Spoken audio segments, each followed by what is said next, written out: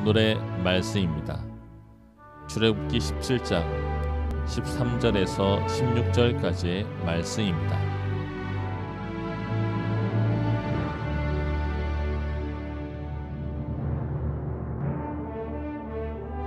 여호수아가 칼날로 아말렉과 그 백성을 쳐서 무찌르니라. 여호와께서 모세에게 이르시되 이것을 책에 기록하여 기념하게 하고 여호수아의 귀에 외워 들리라. 내가 아말렉을 없이하여 천하에서 기억도 못하게 하리라. 모세가 제단을 쌓고 그 이름을 여호와 니시라 하고 이르되 여호와께서 맹세하시기를 여호와가 아말렉과 더불어 대대로 싸우리라 하셨다 하였더라. 오늘도 하나님께서 친히 복되다 칭하신 이 아름답고 귀한 날에 하나님을 예배하기 위하여 변함없이 이 자리에 함께 하신 여러분 모두를 주님의 이름으로 환영하고 축복합니다. 오늘은 하나님께서 이기게 하십니다라고 하는 제목으로 하나님의 말씀 전합니다. 얼마 전 우리나라에서 열렸던 평창 동계올림픽에서 쇼트트랙 여자 3000m 계주 경주를 보았는데요. 여러분 아시는 대로 대한민국이 우승하였습니다. 예선에서 넘어지기까지 했는데 역전하고 더불어 금메달까지 따게 되었으니 관중들의 뜨거운 함성 소리에 어떠한 선수는 눈물을 흘리고 어떠한 선수는 환히 웃음 지었습니다. 그 승리의 순간에 표출하는 방식은 다 달랐지만 모두가 참으로 행복해 보였습니다. 그간 그들이 흘린 땀과 수고가 얼마나 깊었을지 짐작은 가지만 그 과정이 아무리 고되고 힘들었더라도 끝이 아름다운 승리였기에 그리도 모두가 즐거워하고 행복한 것이었겠죠. 사랑하는 성도 여러분, 하나님께서는 저와 여러분이 이 땅 가운데 아름다운 승리의 삶을 살기 원하시기 때문에 오늘도 하나님은 저와 여러분의 삶 가운데 승리의 길을 만들어가고 계십니다. 때때로 우리의 인생 가운데 꼭 질 것 같이 여겨지는 그 순간, 내가 넘어져 다시 일어날 수 없을 것처럼 여겨지는 상황 가운데 있을 때 하나님께서 우리에게 말씀하시는데요. 그 말씀 한 절 보도록 하죠. 요한복음 16장 말씀입니다. 이것을 너희에게 이르는 것은 너희로 내 안에서 평안을 누리게 하려 함이라. 세상에서는 너희가 환난을 당하나 담대하라. 내가 세상을 이기었노라. 아멘. 주님께서 친히 우리에게 무엇이라고 말씀하십니까? 당신께서 세상을 이기었노라 말씀하십니다. 그러니 너희가 이 세상 가운데 환난을 당해도 어려움을 당해도 걱정하지 말라는 것이죠. 내가 세상을 이기었으니 너희도 세상을 이길 것이다 하시는 말씀입니다. 한 구절 더 보도록 합니다. 로마서 말씀으로 가봅니다. 누가 우리를 그리스도의 사랑에서 끊으리요? 환난이나 곤고나 박해나 기근이나 적신이나 위험이나 칼이랴. 기록된 바 우리가 종일 주를 위하여 죽임을 당하게 되며 도살 당할 양같이 여김을 받았나이다 함과 같으니라. 함께 있습니다. 그러나 이 모든 일에 우리를 사랑하시는 이로 말미암아 우리가 넉넉히 이기느니라. 아멘. 오늘 우리의 삶이 꼭 도살 당할 양과 같은 그러한 죽음의 위기 가운데 사망의 그늘이 드리워진 그러한 삶의 형편 가운데 놓여 있는 것처럼 보여질 수 있다라는 것이죠. 그러나 하나님의 말씀 가운데 우리가 주목해야 하는 중요한 단어가 있습니다. 37장 말씀이에요. 그러나로 시작되어지고 있는데 한번 따라해 보시죠. 우리가 넉넉히 이기느니라. 오늘 우리의 삶의 형편이 어떠한 모양일지라도 그러나 우리가 넉넉히 이길 수 있다라는 말씀입니다. 꼭 질 것만 같은 상황, 우리의 형편이 도살장에 끌려가는 양과 같은 그러한 어려움 가운데 있을지라도 하나님께서는 그 형편 가운데 있는 저와 여러분을 향하여 이것이 결코 끝이 아니다라고 말씀하시는 것이죠. 내가 너를 사랑하기에 오늘 이 시점이 너의 끝이 아니라 이 모든 어려움을 넉넉히 너로 하여금 이기게 하시겠다라고 말씀하십니다. 성가대 찬양도 그렇지만 이제 부활절이 가까워 오고 있습니다. 2018년 부활절이 2주 남았습니다. 그러나 여러분, 이 부활의 새벽은 언제나 고난 주간을 거쳐서 우리에게 찾아오는 것이죠. 예수님께서 잡히시어 고난당하시고 십자가에 죽으신 것만 보면 예수님은 분명 실패하신 분이 맞습니다. 세상 모든 사람들의 눈에 십자가의 예수님은 수치스러운 모습으로 그 고난의 자리에 달려 계십니다. 그럼에도 불구하고 십자가에서 죽으신 예수 그리스도께서는 3일 만에 그 죽음 가운데서 다시 살아나셨습니다. 그래서 오늘 우리는 그 죽으시고 부활하신 주님을 기념하기 위하여 부활절을 지키고 있는 것이죠. 그 부활절은 죽음이라고 하는 절망을 부활이라고 하는 승리로 바꾸어내신 하나님의 일하심을 우리에게 선명하게 선포하고 있는 것입니다. 오늘 본문의 말씀 출애굽기 17장에는 두 가지 사건을 기록하여 우리에게 말씀해주고 있는데, 첫 번째는 목이 말라서 하나님을 향하여 불평하고 있는 이스라엘과 그들의 목마름을 반석을 통하여 물을 내시어 해결하시는 하나님의 그 일하심이 7절 말씀까지 펼쳐지고요. 이어지는 두 번째 사건은 8절 말씀으로부터 시작되어지는데요. 그 처음 시작은 그때예라고 이야기하고 있습니다. 그러니까 이 두 가지 사건은 떨어져 우리에게 들려지는 사건이 아니라 두 사건은 연결되어져서 주어지는 사건인데, 즉 이스라엘 백성들이 물이 없어 하나님을 향하여 원망하고 불평할 그때에 하나님께서는 반석 가운데 나온 물로 다시 그들을 목마르지 않게 하신 바로 그때, 그렇게 하나님께서 하나님의 백성들을 위하여 열심을 다하여 일하고 계셨던 그때에 아말렉이 이스라엘 백성들을 쳐들어오게 되어지고, 그때 또한 하나님께서 그들 가운데 승리를 경험하게 하셨던 것이죠. 이 승리 후에 모세와 이스라엘 백성들은 단을 쌓고 하나님을 예배하면서 하나님의 특별한 이름을 부르게 되어지는데, 그것이 바로 여호와 니시입니다. 바로 하나님께서 나의 깃발이시다라고 하는 뜻이죠. 다시 말하면 이 깃발은 하나님의 승리의 깃발을 의미하는 것입니다. 이렇게 내가 절대적으로 실패할 수밖에 없는 그 자리에 하나님께서는 승리의 깃발을 세우시고 하나님만이 우리의 승리 되심을 선포하고 계시는 것입니다. 오늘 말씀처럼 물이 없어서 지쳐 쓰러진 곳에서 내가 원망하고 불평하고 있음에도 불구하고 하나님께서는 도저히 가능하지 않은 반석을 통하여 물을 내시고요, 내가 도무지 싸워서 이길 수 없을 것처럼 여기는 적들과의 싸움 가운데 나를 친히 승리하게 하시는 하나님이십니다. 그리고 이스라엘 백성들이 그 하나님의 승리 가운데 고백하는 그 여호와 니시, 그 하나님의 역사는 오늘도 저와 여러분의 삶 가운데 동일하게 있는 것이죠. 그렇다면 어떻게 하나님께서 우리의 삶 가운데 승리의 길을 열어내시는지 오늘 말씀이 비추어내는 그 길을 차근히 한번 따라가 보도록 하겠습니다. 먼저 6절 말씀 보도록 합니다.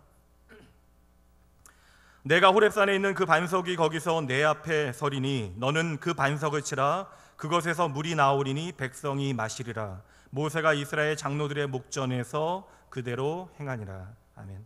첫 번째 따라해 보시죠. 먹고 사는 문제로부터 승리하게 하십니다. 여러분, 또다시 이스라엘 백성들이 물이 없어 하나님을 향하여 원망합니다. 15장에서도 원망했고요, 16장에서도 원망하고 또 17장에서 물이 없어 하나님을 향하여 원망하고 있습니다. 아침과 저녁으로 배부르게 먹이시는 하나님을 경험한 다음에도 뭐가 그렇게 두렵고 뭐가 그렇게 염려되는지 또 하나님을 향하여 원망을 쏟아놓고 있는 것이죠. 이렇게 이스라엘 백성들의 광야 40년은 하나님을 향한 계속되어지는 불평이었고요, 그에 비해 하나님께서는 그들을 향하여 계속해서 은혜를 베푸셨던 것이죠. 그런데 오늘도 불평하는 이스라엘 백성들에 대하여 말씀하고 있는데, 이 불평하는 이스라엘을 보기 전에 오늘 본문의 배경을 설명하고 있는 것처럼 여겨지는 그 시작되어지는 1절 말씀을 잠시 보세요. 흥미로운 말씀이 나옵니다. 이스라엘 자손의 온 회중이 여호와의 명령대로 신 광야에서 떠나 그 노정대로 행하여 느비딤의 장막을 쳤으나 백성이 마실 물이 없는지라. 이 말씀을 보면 분명한 사실 한 가지를 보여주고 있잖아요. 여호와 하나님의 명령을 따라 이스라엘 백성들이 떠나온 것입니다. 그래서 지금 그들이 하나님의 명령을 따라 순종하여 도착한 그 르비딤, 그 르비딤은 당연히 물이 있어야 되는 자리예요. 그 신광야에서, 시나이 광야에서 가장 큰 오아시스가 있었던 곳이 바로 르비딤입니다. 그러니 이 사실을 알고 있는 이스라엘 백성들은 분명 물을 기대하며 이곳에 왔을 것이에요. 르비딤에만 가면 물이 있다, 조금만 참아보자, 목마르지만 하나님께서 우리를 르비딤 물이 있는 곳으로 인도하시니 우리가 조금만 더 견디어 보자. 그런데 여러분, 그 결과가 무엇이에요? 1절의 마지막 절에 무엇이라고 말씀합니까? 마실 물이 없는지라. 하나님께서 친히 인도하셨다라고 이야기하는데 마실 물이 없다라는 것입니다. 하나님의 말씀에 순종했는데 그 순종의 결과가 무엇입니까? 목마름, 결핍이라는 것이죠. 여러분, 어떻게 이러한 일이 벌어지는 것입니까? 우리는 이러한 일을 경험하게 되어질 때마다 심히 당황하게 되어지죠. 예전에 한 성도님께서 제게 오늘 하나님께서는 저에게 너무나 멀리만 계신 것 같습니다라고 문자를 보내신 일이 있어요. 구체적으로 그 사연에 대하여 나누진 않았지만 분명 삶이 너무나 힘겹고 피곤하여 무언가 제대로 내 삶에 꼬인 것 때문에 오늘 내 삶에 하나님이 없는 것처럼 느껴지셨나 봅니다. 그러나 여러분, 그러한 감정과 생각은요, 비단 그 성도님만의 문제가 아니죠. 우리 중에 그 누가 그러한 생각을 내가 단 한 번도 해보지 아니하였노라 장담하겠습니까? 오직 하나님의 말씀을 듣고 그 말씀에 순종하여 힘들게 르비딤까지 왔건만 그 결과로 내 기대가 온전히 다 무너지게 되어졌죠. 그리고 그 순종의 결과가 내가 원했던 것과는 전혀 다른 상황이었다는 것입니다. 그렇다면 여러분이 이스라엘 백성이라면 물이 말라버린 르비딤에서 여러분들은 무엇을 하시겠습니까? 그러나 바로 여기서 우리의 관점의 전환이 필요해요. 그리고 이 관점의 전환을 위하여 우리에게는 반드시 믿음이 필요합니다. 오늘 본문의 말씀 1절은요 17장 전체를 설명하기 위한 배경 설명이 결코 아닙니다. 오늘 나는 하나님의 말씀을 따라 여기까지 왔는데 내 삶에 내가 기대하지 않은 일들이 벌어지고 있다는 것이죠. 당장 물이 말라버린 그 오아시스를 눈앞에 두고 내가 너무나 당황하고 있는데, 여러분 다시 한번 생각해 보세요. 오늘 말씀의 시작은 무엇입니까? 나에게 시련이 있다라는 것으로 시작되어지지 않고 이 시련의 자리까지 나를 인도하신 분이 있다라는 거예요. 내가 시련 가운데 있으나 이 시련의 자리에 나와 함께 계시는 분이 하나님이라는 사실을 말씀하고 있는 것이죠. 그러니 당장 오늘의 형편은 내가 도무지 이해할 수 없는 상황, 내가 전혀 기대하지 않은 형편이지만 그 순간에 우리가 믿음을 통하여 기억하여야 할 것이 무엇입니까? 하나님께서 친히 나로 하여금 이 자리에 있게 하셨고 하나님께서 이 순간에도 나와 함께 하신다면 내가 오늘 이해할 수 없다 할지라도 분명 그것에는 이유가 있을 것이다. 적어도 이 이야기로부터 오늘 이야기는 다시 시작되어져야 하는 것이죠. 그러나 이스라엘 백성들은 그 사실을 기억해내지 못했습니다. 2절 말씀 보시죠. 백성이 모세와 다투어 이르되 우리에게 물을 주어 마시게 하라. 모세가 그들에게 이르되 너희가 어찌하여 나와 다투느냐? 너희가 어찌하여 하나님을 시험하느냐? 모세가 지금 불평하고 원망하고 있는 이스라엘 백성들을 향하여 무엇이라고 말하고 있습니까? 너희는 지금 나를 향하여 원망하고 있는 것이 아니구나. 너희는 지금 하나님을 향하여 원망하고 있는 것이다. 너희는 지금 하나님을 시험하는 것이다. 지금 우리가 비록 기대했던 물이 없다 할지라도 하나님께서 친히 나를 이곳까지 인도하시고 이 순간에도 나와 함께 계심을 우리가 믿는다면, 하나님의 그 동행하심을 내가 신뢰한다면 그 이유가 있다라는 사실을 기억해야 하는 것이죠. 이것이 바로 우리의 삶의 믿음의 능력이 되어지는 것이고, 넘어진 그 자리에서, 실망한 그 자리에서 다시 일어나 그 믿음의 길을 걸어갈 수 있게 만드는 힘이 되어지는 것이죠. 여러분, 지금까지 이스라엘 백성들을 인도하셨던 하나님은 어떠한 하나님이십니까? 하나님께서는 당신 자신을 이스라엘 백성들에게 어떠한 모양으로 알려주셨어요? 도무지 나에게 소망이 없다라고 이야기했던 그때에 애굽의 10가지 기적을 통하여 오직 하나님만이 참 하나님이심을 보여주시고 그들을 출애굽하게 하셨습니다. 하나님께서는 홍해를 갈라내시고 바닷길을 통하여 애굽의 모든 사슬을 끊어내셨고, 그리고 어찌할 바를 몰라 내가 갈 바를 모를 그때에 구름 기둥과 불 기둥을 통하여 나를 날마다 인도해 주시고 그것들을 통하여 내가 너와 함께 한다는 사실을 보여주셨잖아요. 그리고 내가 현실적인 문제로 배고파할 그때에 만나와 메추라기를 통하여 아침과 저녁으로 나를 배부르게 하신 분, 그분이 바로 여호와 하나님이시죠. 내 삶에 말할 수 없는 구원과 회복의 은혜를 베푸셨던 하나님을 그들이 충분히 이미 경험했습니다. 그리고 여러분, 그들의 삶 가운데 물이 없을 그때에도, 먹지 못할 쓴물이 있을 그때에도 그 쓴물을 단물로 바꾸시는 하나님을 그들이 경험했잖아요. 그리고 여전히 그들의 눈에는 그들의 삶을 인도하는 불기둥과 구름기둥이 들어오고 있습니다. 그럼에도 불구하고 당장 내 삶의 생존의 문제 하나가 터지게 되어지니 지금까지 나에게 베푸신 하나님의 은혜는 다 사라지게 되어지고 오직 나에게 단 하나 없는 물 때문에 하나님이 그렇게 밉고 서운하게 되어진 것입니다. 사람은 이렇게 연약합니다. 당장 내 삶의 생존의 문제 하나가 닥치게 되어지면 그렇게 결사적이 되어지는 것이죠.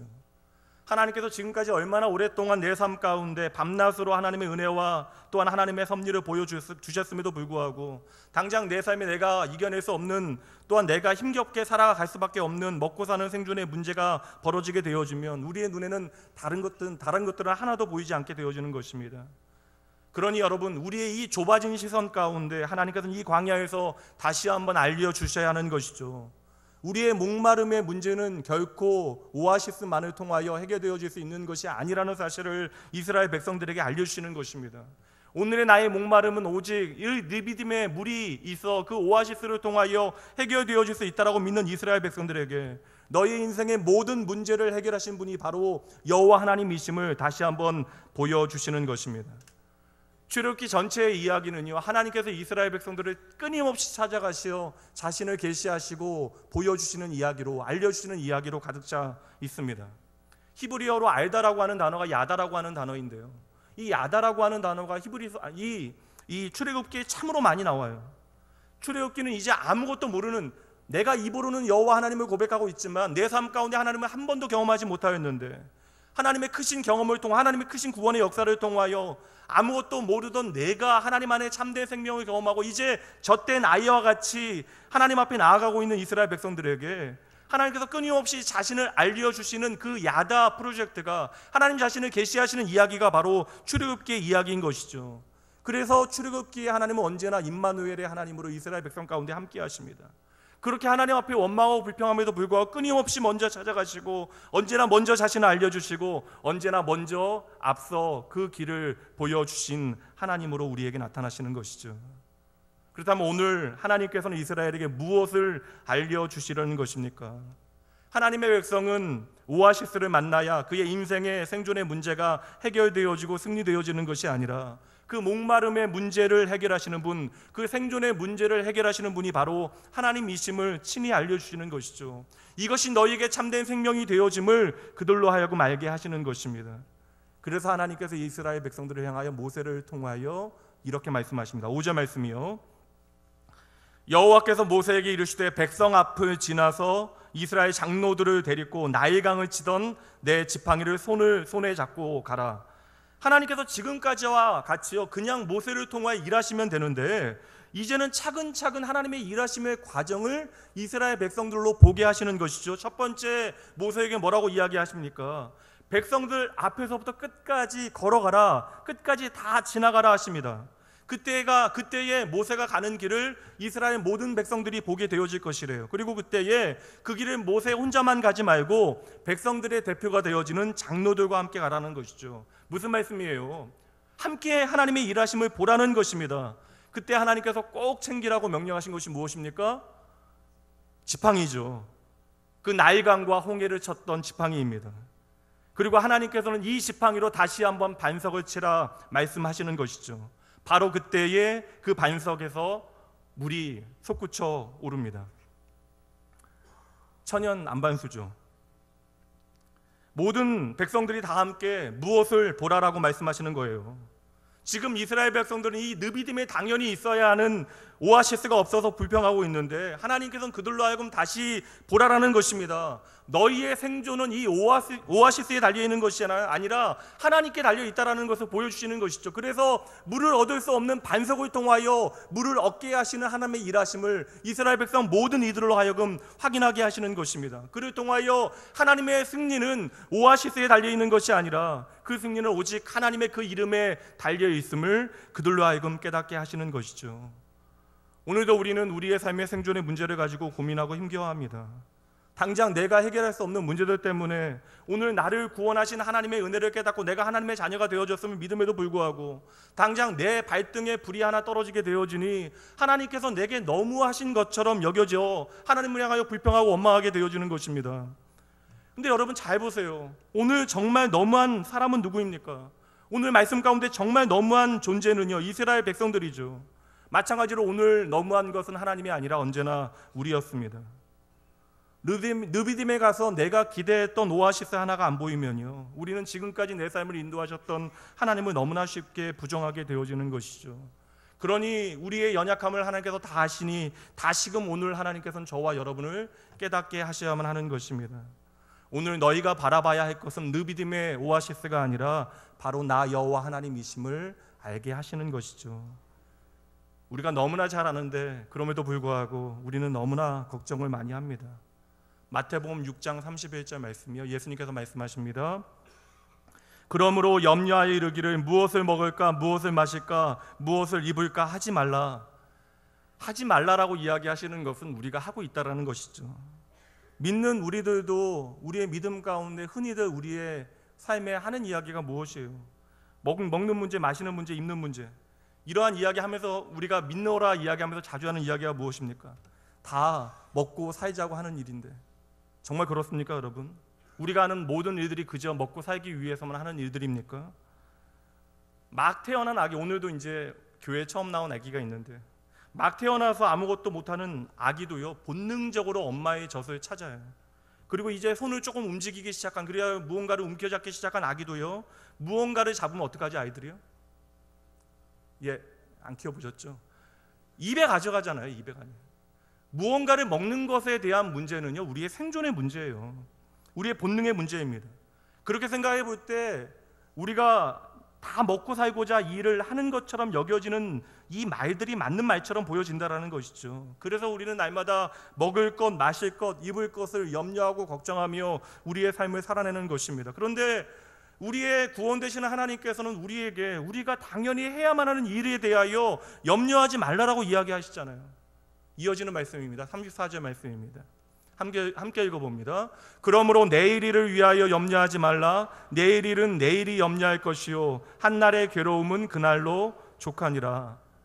이 말씀은 꼭 하나님의 부탁의 말씀처럼 여겨집니다. 근데 여러분, 이 말씀의 용법은요 부탁의 의미를 담고 있는 청유의 용법이 아니에요. 이 말씀은요 염려하지 말라라는 말씀은 강력한 명령형의 형태로 우리에게 주어지고 있습니다.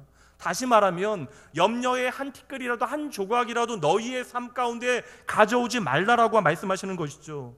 왜? 하나님께서는 하나님의 나라의 백성, 우리가 하나님의 나라의 백성으로 이 삶을 살아가기 위하여 어떻게 살아가야 하는가를 알려주시면서 왜 염려하지 말라라고 하는 가르침을 우리의 삶에 가장 먼저 던져 놓으시는 것입니까? 왜 이러한 말씀을 하나님께서 하시는 거예요?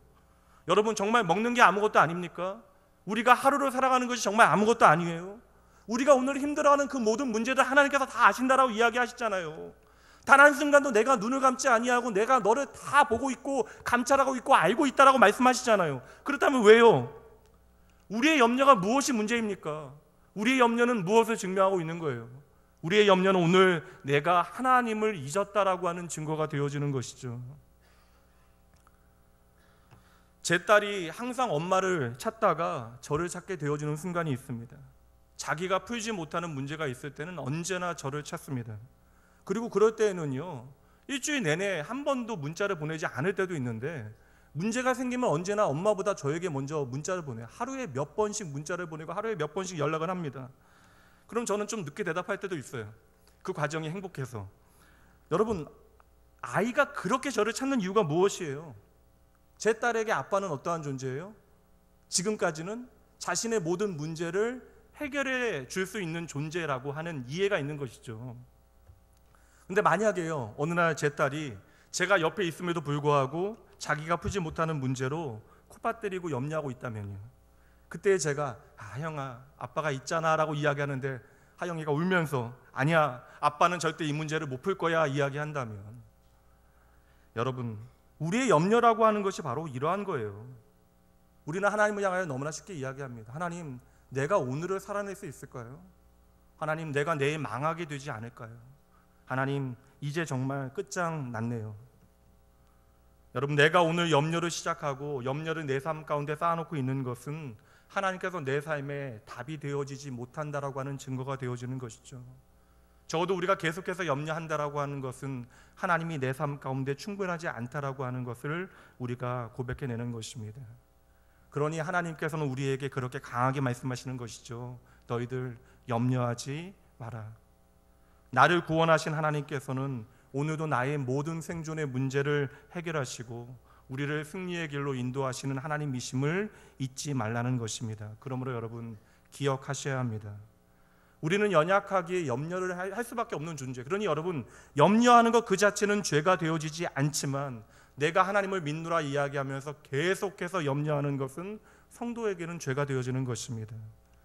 어떤 사람이 진정 믿음으로 살아가느냐 아닌가를 볼 수 있는 어떠한 기준이 있을 거라고 생각해요. 많은 기준이 있겠지만 그것은 바로 염려를 대처하는 태도를 통해서도 확인할 수 있을 것입니다. 그러므로 여러분, 믿음이라고 하는 단어의 실제적인 반대말은 불신이 아니라 염려와 근심이 되어질 수 있는 것이죠. 그러나 여러분, 우리가 염려하지 않겠다라고 아무리 결심한들 염려가 안 되겠습니까? 염려라고 하는 것은 노력해서 없어지는 것이 아니에요. 염려는 언제 자연스럽게 사라집니까? 내가 염려하는 것보다 더 큰 것을 믿게 되어질 때 사라지는 것이죠. 여러분, 그렇게 도통 사라질 것 같지 않게 여겨졌던 염려가 내 손에 돈이 생기면 어느 순간 자연스럽게 사라지게 되어집니다. 갑자기 여러분의 손에 1,000만 원이 생긴다라고 생각을 해보세요. 행복하시죠? 갑자기 1,000만 원이 생기면 우리의 마음의 염려가 사라져요. 내가 지금까지 자녀 등록금, 생활비 걱정했는데 내 손에 1,000만 원이 주어지는 그 순간 다른 어디에 내가 염려를 맡길까 걱정하지 않아도 한순간에 염려가 사라져 버립니다. 여러분, 이것도 나름 믿음의 역사예요. 무엇입니까? 우리가 돈의 능력을 너무 잘 믿는 것이죠. 그러나 이내 우리는 알게 되어집니다. 그 믿음은요, 1,000만 원어치의 믿음인 것이죠. 내가 내 손에 1,000만 원을 움켜쥐고 행복해하고 있는데 그 즉시로 2,000만 원짜리 걱정이 생긴다면 여러분, 그것으로 내가 기뻐할 수 있겠습니까? 그렇다면 여러분, 이렇게 한번 가정해 볼까요? 이렇게 한번 생각해 보실까요? 하나님을 여러분이 좋아하는 돈으로 환산하면 얼마가 되겠습니까? 감히 계산이 안 되잖아요. 그렇다면 그 하나님께서 여러분들에게 하시는 말씀이 무엇이에요? 나의 생명을 걸고 내가 너의 아버지가 되어 주겠다 말씀하시잖아요. 내가 영원히 너와 함께 하겠다라고 약속하시잖아요. 그리고 그 하나님께서는 오늘도 나를 사랑하시되 내 삶을 복주시고 오늘 나로 하여금 승리할 수 있도록 내 길을 친히 인도하시겠대요. 그 인도는요, 하나님의 동행도 포함되어지는 것입니다. 이 하나님의 가치를 내 삶의 진정으로 믿는다면 그 하나님과 돈 10만 원짜리 걱정, 돈 100만 원짜리 걱정, 돈 1,000만 원짜리 걱정과 바꾸시겠습니까? 그러므로 여러분, 믿음이라고 하는 것은요, 내가 하나님 안에서 살아가는 것이 얼마나 놀라운 축복인가를 기억하며 살아가는 것입니다. 우리가 믿음으로 살아가게 되어지면 한순간에 되어지진 않지만 이 세상을 그래도 몸부림치며 살아가지 않을 수 있는 방법들을 조금씩 배워가게 되어지는 것이죠.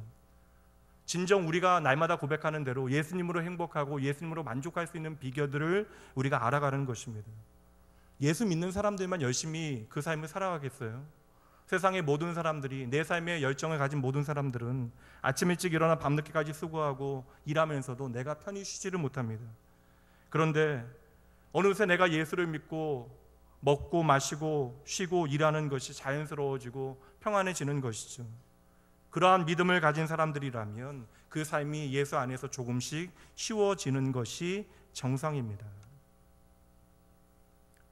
르비딤에 물이 없다라고 하는 것은 분명 우리를 힘들게 하는 문제가 되어지긴 해요. 그러나 여러분, 르비딤에 물이 좀 없으면 어때요? 주님께서 처음부터 말씀하시잖아요. 그래도 내가 너와 함께 한다라고 말씀하시잖아요. 그렇다면 주님께서 가시는 곳에 내가 같이 가고 주님께서 머무시는 곳에 내가 머물면 되는 것입니다. 그때 우리가 할 것은 염려와 걱정이 아니라 나와 함께 하시는 하나님을 정확하게 보고요, 그분을 향하여 예배하는 일이죠. 그분이 내 삶 가운데 어떠한 일을 행하실까를 기대하고 그분을 향하여 찬양하고 기도하고 감사하는 일이 우리의 할 일입니다.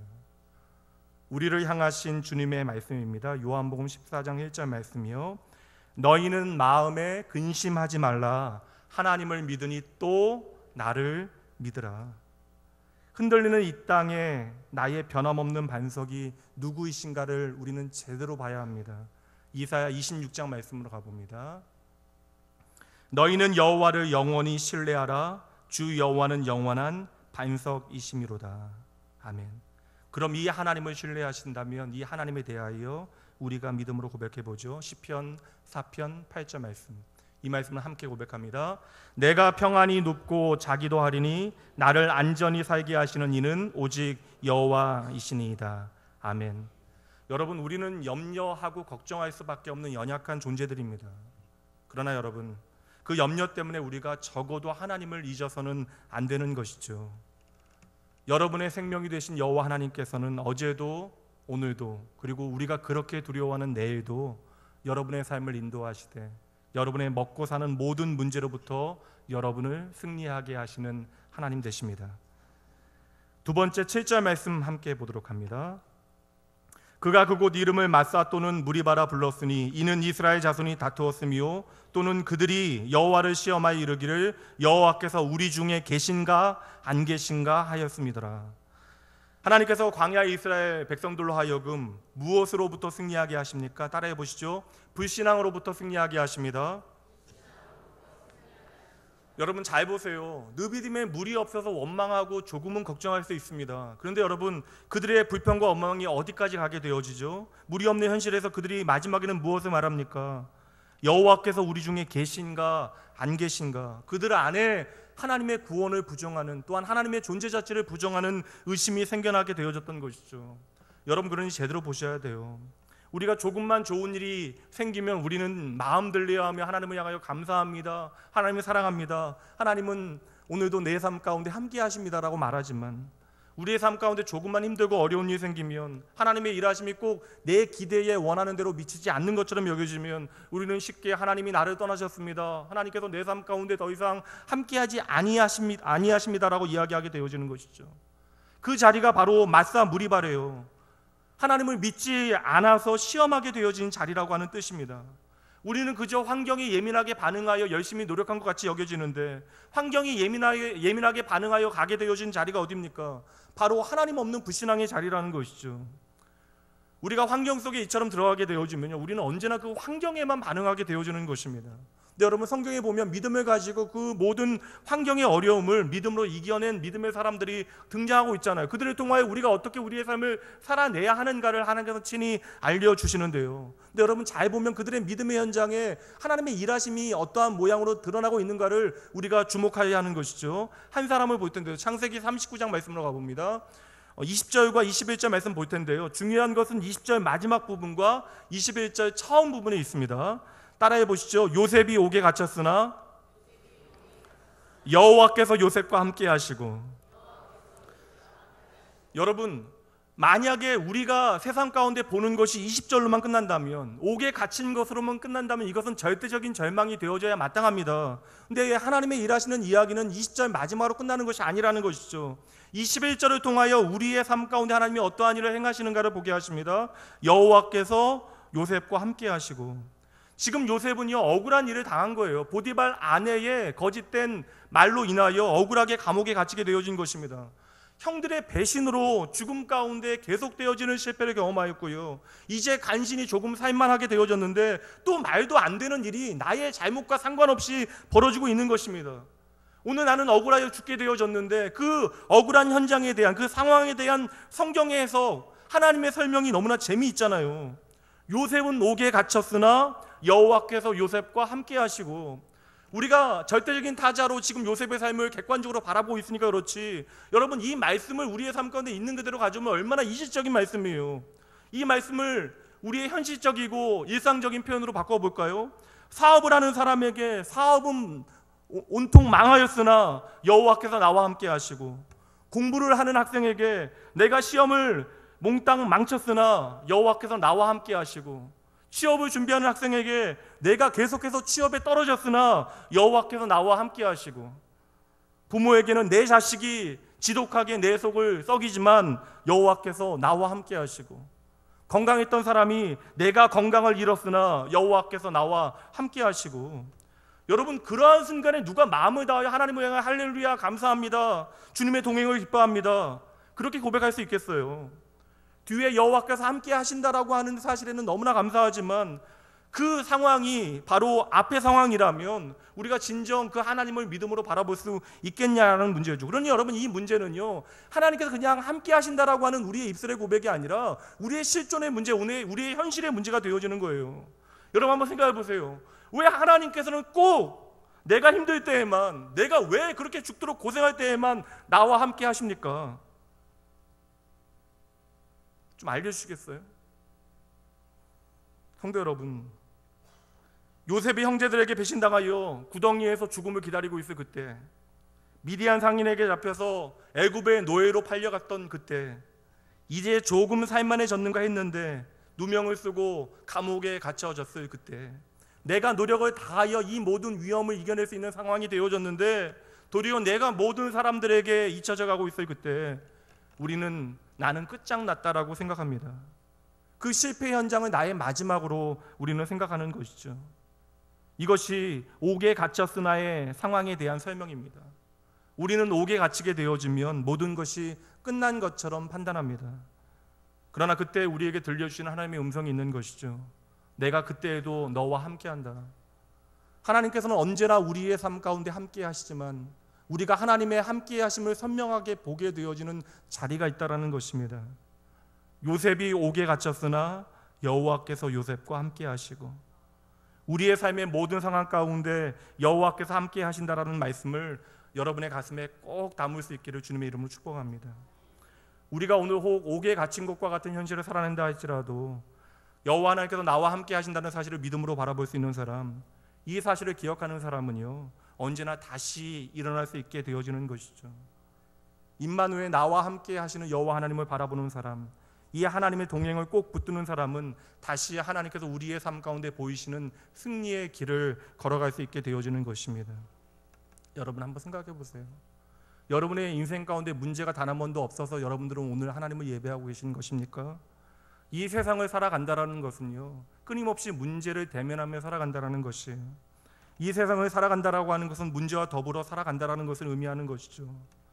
우리는 오늘 문제가 없는 삶을 원하고요 문제가 없는 형편 가운데 찾아가기를 소원합니다. 그러나 우리는 때때로 무리 없는 르비딤과 같은 현실을 마주대하게 되는 순간들이 있다라는 것입니다. 하지만 여러분 잘 보셔야 돼요. 오늘 하나님께서 저와 여러분을 진정 만나기 원하시는 자리는요 문제가 없어서 하나님을 바라보지 않는 자리가 아니라 그 문제로 가득 차서 나의 도움을 간절히 바라는 그때라는 것이죠. 우리가 문제 가운데 헤매고 있을 그때에 하나님께서는 우리를 언제나 찾아와 주세요. 그리고 우리는 그때에 그 자리에서 나와 함께 하신 하나님을 가장 선명하게 바라보게 되어지는 것입니다. 좀 아침이라 어색하긴 하지만 양옆에 있는 분들과 함께 기쁨으로 나누어 보시죠. 기쁨으로 함께 하겠습니다. 여러분, 나와 기쁨으로 함께 하신 여호와 하나님을 바라보고요 그 하나님으로 우리가 더불어 함께 하는 것입니다. 이 믿음을 잃지 말아야 하는 것이죠. 우리가 옥에 갇힌 형편과 같은 상황에 처해 있다 할지라도 여호와께서 오늘 나와 함께 하심을 믿음으로 붙잡을 수 있으면 우리는 그 동행하시는 하나님과 함께 언제나 승리할 수 있는 것입니다. 약속의 말씀 한 절 더 보도록 하죠. 요한일서 5장 말씀으로 가봅니다. 함께 말씀 읽어봅니다. 무릇 하나님께로부터 난 자마다 세상을 이기느니라. 세상을 이기는 승리는 이것이니 우리의 믿음이니라. 예수께서 하나님의 아들이심을 믿는 자가 아니면 세상을 이기는 자가 누구냐? 우리는 끊임없이 망하게 되었다, 실패했다, 이제는 안 된다라고 이야기하는데 하나님께서는 우리에게 무엇이라고 이야기해요? 야, 너희가 아니면 세상을 누가 이기겠느냐? 내가 세상을 이기었으니 너희도 세상을 이길 수 있다라고 말씀하시는 것이죠. 오늘 나와 함께 하시는 승리자 하나님 여호와니시 하나님 바라보신다면 우리가 바로 주 안에서 이미 승리자가 되어진 것이에요. 우리가 비록 하나님 어디 계십니까? 라고 외치게 되어지는 그 상황 가운데서도 하나님 어디 계시냐고 하나님만 바라볼 수 있다면 그 하나님은 언제나 나의 삶 가운데 함께 하시고 그를 통하여 우리를 결코 패배하지 아니하도록 우리의 삶을 인도하십니다. 그 사망 권세를 넉넉히 이기신 하나님 아버지는 오늘도 여러분의 모든 실패의 자리에서 여러분을 넉넉히 이기게 하십니다. 오늘 물이 없어서 불평하게 되어지는 그 불신앙의 자리에서도 우리의 소망은 그러므로 오직 여호와 하나님 한 분뿐이에요. 그 하나님으로 모든 불신앙의 자리에서 믿음으로 승리하시는 여러분 모두가 되어주시길 주님의 이름으로 축복합니다. 마지막 10절 말씀 다시 한번 보도록 합니다. 여호수아가 모세의 말대로 행하여 아말렉과 싸우고 모세와 아론과 훌은 산 꼭대기에 올라가서 지금 싸움의 현장에 대해 설명하는데 여러 사람들이 등장하고 있습니다. 하나님께서 오늘도 우리를 승리할 수 있도록 승리의 길로 인도하시는데 어떻게 승리하게 하십니까? 세 번째 원리는 이것입니다. 따라해 주시죠. 함께 승리하게 하십니다. 다시 한번요. 함께 승리하게 하십니다. 이스라엘 백성은 단 한 번도 전쟁을 치러본 적이 없는 사람들이에요. 애굽의 노예로 400년 동안 살아왔으니 한 번도 군사훈련을 받은 적이 없습니다. 도리어 군사훈련을 받는 것을 애굽의 권력자들은 두려워했을 것이에요. 그러니 여러분 400년 동안 이스라엘 백성들이 배운 것은 오직 노예의 윤리입니다. 도무지 싸우는 방법조차를 그들이 알지 못해요. 근데 바로 그때에 전쟁에 능한 아말렉 군대가 전쟁을 일으킵니다. 근데 여러분 보세요. 오늘 말씀의 시작은 하나님께서 그들을 그 삶의 자리로 인도해 내시고 계시다는 말씀이잖아요. 그 다음에 여러분, 왜 하나님께서 르비딤, 무리 없는 르비딤으로 하필 그 순간에 그들을 하나님께서 그 자리로 인도해 내셨을까요? 왜 하나님께서는 단 한 번도 싸워보지 못한 이스라엘 백성들로 하여금 그렇게 강한 군대인 아말렉 백성들과 아말렉 군대와 맞닥뜨려 싸울 수밖에 없는 환경을 만들어 내셨을까요?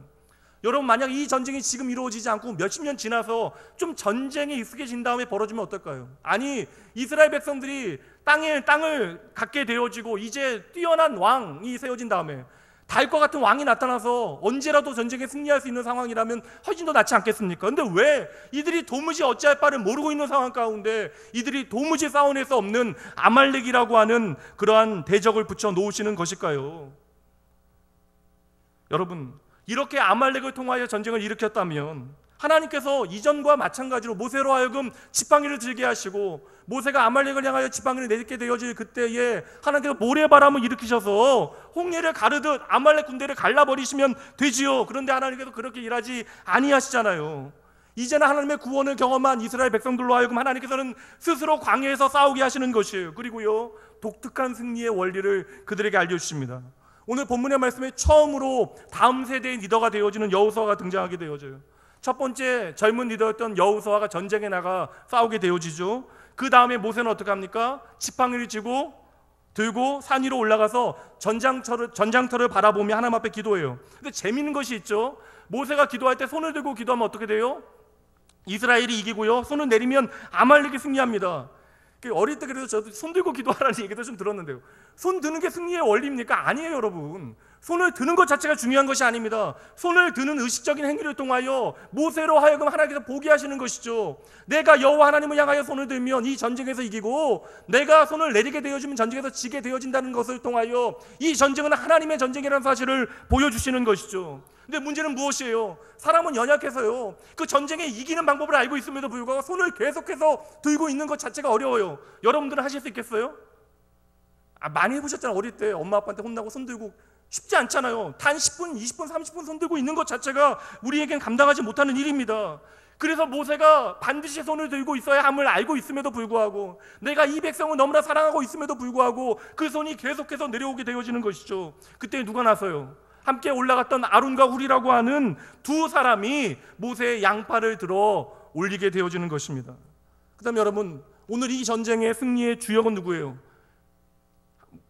하나님의 믿음 감사합니다. 그 아름다운 믿음에 감사합니다. 전쟁의 승리의 주역은 하나님이시죠. 근데 여러분, 사람들이 볼 때에는 누가 이 전쟁을 승리로 이끈 것처럼 보여져요. 가장 많은 사람들은 누구를 생각하겠습니까? 여호수아를 얘기하겠죠. 그리고 이 사건의 내막을 잘 알고 있는 사람은 누구 얘기할 거예요? 기도하였던 모세를 얘기할 것입니다. 그리고 어떠한 사람들은 아론과 훌을 말할 수도 있는 것이죠. 근데 왜 하나님께서는 지금 이렇게 복잡한 과정을 통하여 이 전쟁을 수행하게 하실까요? 하나님께서 왜 이들 모두를 승리의 주역으로 불러내시는 것일까요? 하나님께서는 지금 모세와 아론과 훌, 그리고 그 다음 세대가 되어지는 여호수아가 서로 함께 하나님의 일을 감당하기를 원하셨던 것이죠. 그리고 그들이 하나님의 이름을 모여 함께 일하기 시작할 때 하나님께서는 그들 가운데 승리의 기적을 일으켜 주셨던 것입니다. 이제 이스라엘 백성들이 40년 동안 광야를 살아가야 돼요. 그 광야에서 하나님과 동행하는 믿음의 삶을 살아가야 하는 이스라엘 백성들에게 하나님께서 이 아말렉과의 전쟁을 통하여 무엇을 가르치고 계시는 것이에요? 하나님의 백성이 이 광야에서 하나님만 바라보고 승리할 수 있는 비결이 무엇이냐? 그것이 바로 하나님의 백성들이 하나님만 바라봄으로 함께하는 그것임을 알려주시는 것이죠. 너희가 결코 하나님을 믿는 믿음 안에서 나누어지면 안 됨을 알려주시는 거예요. 그래서 함께의 능력이 무엇인지를 친히 알려주시는 것입니다. 여러분 잘 보세요. 여러분 주변에서 지금 예배하고 있는 사람들 이름도 모르는 분들 계실 것입니다. 근데 여러분 잘 보세요. 서로 알지 못했던 우리, 서로의 인생 가운데 어떠한 의미도 갖지 못했던 우리가 함께 모여 이 자리에 모여 있는 이유가 무엇이겠어요? 그저 한 시간 낙원교회라고 하는 이 지역적인 교회에 모여, 지역교회에 모여서 우리가 한 시간 하나님을 예배하는 것, 그것으로 끝나는 것입니까? 우리는 그저 모였다 흩어지는 경기장의 관중이 아니잖아요.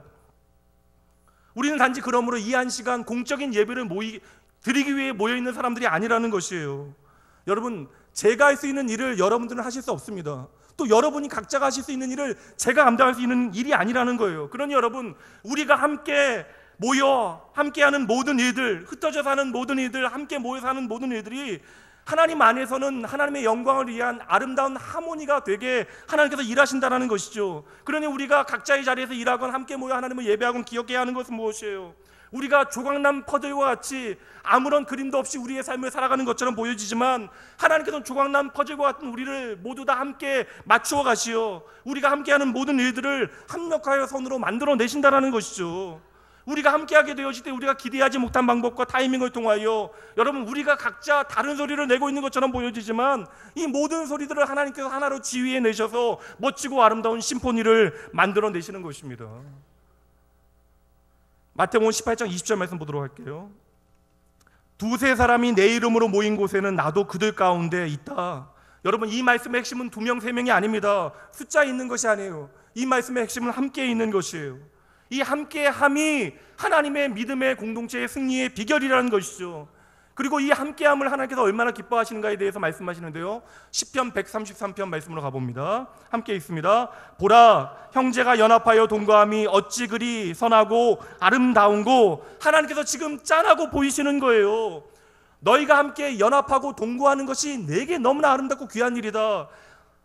하나님께서 이 세상을 만드시고 그것을 보고 아름답고 선하다라고 말씀하신 그것의 모양 그대로 우리가 함께 주 안에서 동거하고 함께하는 것을 창조의 기쁨으로 바라보신다라고 하는 주님의 약속의 말씀인 것입니다. 그러니 여러분 우리가 함께하는 것만으로도 하나님의 영광을 나타낼 수 있다는 것이에요.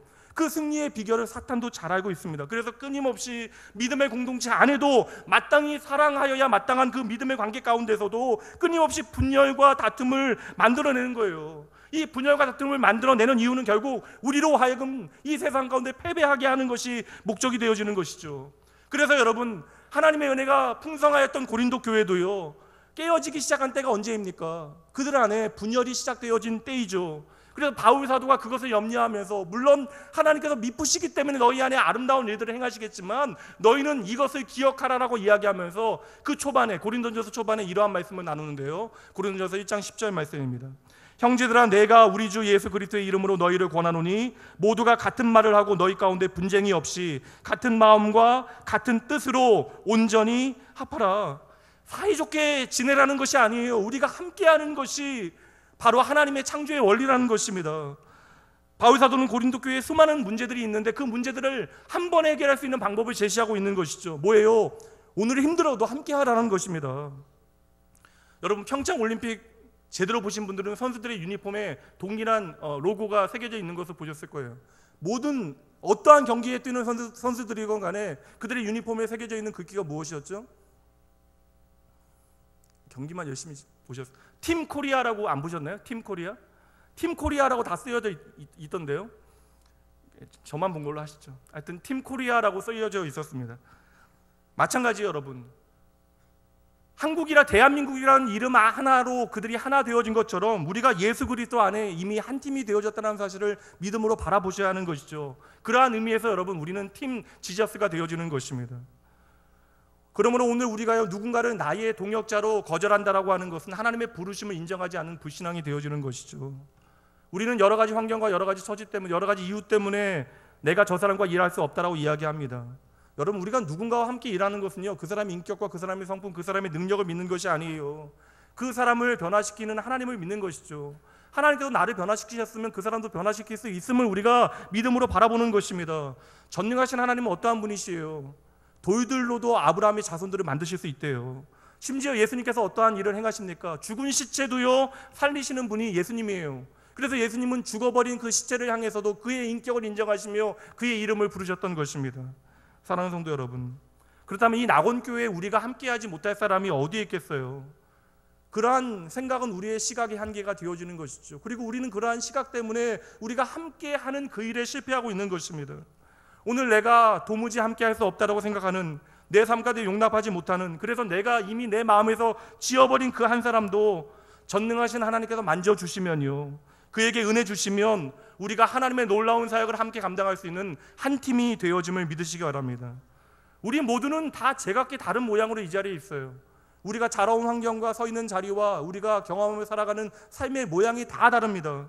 또 어떠한 사람들은 생각하기에 수준도 다 다르다고 생각할 수 있습니다. 그러나 여러분, 다른 것도 말고요, 세상이 우리를 정하고 가치 내리는 그런 가치가 아니라 믿음의 눈을 뜨고 예수 그리스도 안에서 서로를 잘 살펴보셔야 돼요.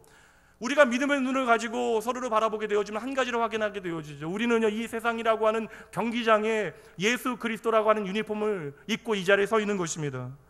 그럼에도 불구하고 우리가 나 혼자 열심히 잘 뛰어야 한다라고 착각한다면요, 축구 경기장에서 나 혼자 열심히 뛴다고 내가 메시라고 호날두라고 여러분 그 경기를 이길 수 있겠습니까? 처음에는 잠시 가능할 수도 있어요. 그러나 곧 지쳐 쓰러지는 자기를 확인하게 되어질 것입니다. 우리가 하나님의 거룩하신 부르심에 함께 하나 되어 움직이게 되어질 때 낙원교회는 예수 그리스도 안에서 또 다른 하나님의 승리의 기적을 반드시 경험하게 되어질 것입니다. 마지막 이야기를 하나 나누고요, 오늘 말씀 마치도록 하겠습니다. 미국 캘리포니아 북쪽에 오레곤과의 그 경계에 그 레드우드 국립공원이라고 하는 공원이 있습니다. 그 공원에는 나무들만 있어요. 우리나라에는 세콰이어라고 알려진 나무들이 군락을 이루고 있습니다.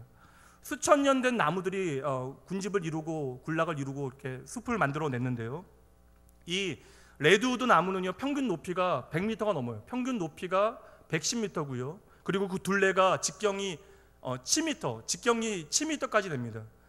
이게 숫자로 이야기하면 우리가 감이 안 오니까 좀 보여드릴게요, 사진이요. 이게 레드우드 숲입니다. 근데 이렇게 봐도 감이 안 오시죠? 다음 사진을 한번 보여주세요. 예, 수천 년 된 나무들이에요.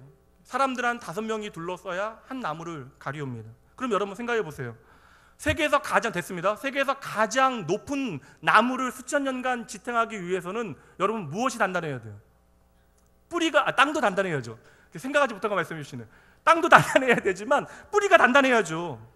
근데 여러분 100m를 지탱하기 위해서는 뿌리가 얼마나 깊이 들어가야 될까요? 근데 여러분 이 레드우드의 뿌리는요, 길어야 3m예요. 보통 2m에서 3m 사이 말고는 뿌리가 더 이상 내리지 않습니다. 그럼 여러분, 그럼에도 불구하고 2m, 3m밖에 되지 않는 뿌리로 100m가 넘는 그 나무를 지탱할 수 있는 이유는 무엇이겠어요? 그들이 함께하기 때문에요. 뿌리가 서로 연결되어져 있기 때문에 그러한 것입니다. 더욱이 여러분, 다 자란 성숙한 레드우드는요, 스스로 자신의 가지를 꺾어서요, 어린 나무들이 자랄 수 있는 공간을 만들어내고요, 양분을 제공하기까지 합니다. 이것이 하나님의 창조의 원리예요. 시속 50km가 넘는 허리케인이 거목들을 쓰러뜨리려 할 그때에도 레드우드가 군락을 있는 그대로 지켜낼 수 있는 이유가 바로 함께하기 때문이라는 것이죠. 오늘도 하나님께서는 우리가 함께 하나님의 승리를 맛보기를 원하십니다. 말씀 한 구절 보도록 합니다. 전도서 4장 12절 말씀이요, 함께 있습니다. 한 사람이면 패하겠거니와 두 사람이면 맞설 수 있나니 세 겹줄은 결코 끊어지지 아니하리라. 아멘. 이제 말씀을 마칠게요. 하나님은 여호와 니시, 저와 여러분의 승리의 하나님 되십니다. 오늘도 길이 없는 그곳에 길을 만드시고요, 우리에게 승리의 길을 걸어가도록 우리의 삶을 친히 동행하시고 함께 하시는 분이세요. 여러분, 그러므로 하나님은 먹고 사는 생존의 문제로부터 우리를 승리하게 하심을 믿으시기 바랍니다. 하나님의 임재를 의심하게 만드는 우리의 삶의 모든 불신앙으로부터 우리를 승리의 길로 인도하시는 분이 바로 여호와 하나님이심을 기억하시기 바랍니다. 그리고 나 혼자 걷는 길이 아니라 우리 모두가 함께 걸어 이 길은 반드시 하나님의 영광을 위하여 승리하게 되어짐을 여러분 기억하시길 바랍니다. 이 여호와 니시 하나님, 승리 하나님과 날마다 동행하시며 이 한 주도 하나님의 승리를 선포하고 살아내시는 여러분 한 분 한 분이 되시기를 주님의 이름으로 응원하고 축복합니다.